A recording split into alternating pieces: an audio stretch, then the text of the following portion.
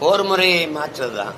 ஒரு முறையை மாற்றுவது எங்களுடைய பலம் பலகீனம் எதுன்னு எங்களுக்கு தெரிய வந்துட்ட பிறகு சண்டை போடுற முறையை போர் முறையை வகுத்து மாற்றிக்கிற வேண்டியதான்.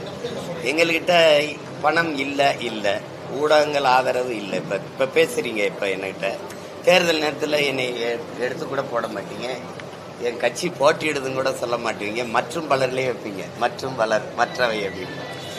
அது தெரிஞ்சிருச்சு. அதனால எங்களுக்கு நாங்களே ஊடகமாக மாறுவோம். பணம் இல்லை, வாக்குக்கு காசு கொடுத்து நாங்கள் இவ்வளோ வாக்கை பெற்றதில்லை. அது எங்களுக்கு ஒரு பெரிய நம்பிக்கை தந்திருக்கு. அதில் இன்னும் ஒரு 4-5 மாதம் தானே பொறுத்திருந்து பாருங்க என் ஆட்டம் எப்படி இருக்குன்னு. நான் திரும்ப சொல்றது தான், சிவன் ஆட்டத்தை பார்த்துருப்பீங்க, சீமான் ஆட்டத்தை பார்ப்பீங்க. இந்த தேர்தலில் வேற மாதிரி வியூகங்களை வகுத்து, அந்த நுட்பங்களை வகுத்து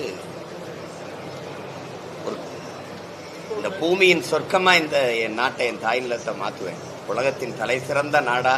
அது சொல்லும்போது நீங்க நம்ப மாட்டேங்கிறீங்க. நான் காட்டுவேன் எப்படி எங்க ஆட்சியில எப்படி இருக்கும் அப்படின்னு காட்டுவேன்.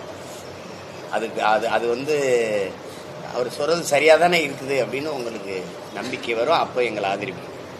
அதுவரை கொஞ்சம் பொறுத்துருங்க. எல்லாத்தையும் சொல்ல முடியாது. ஏன்னா நான் ஒன்று சொன்னா நீங்க அதை செஞ்சுக்கிட்டே வரீங்க, நீங்களா செஞ்ச மாதிரி.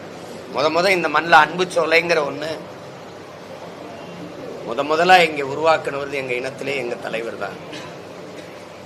போர்ல பிள்ளைகளை எல்லாம் வீரச்சாவை தழுவ கொடுத்த பெற்றோர்களை பாதுகாக்க அன்பு சோலை என்ற ஒன்றை நிறுவியது எங்க தலைவர் தான்.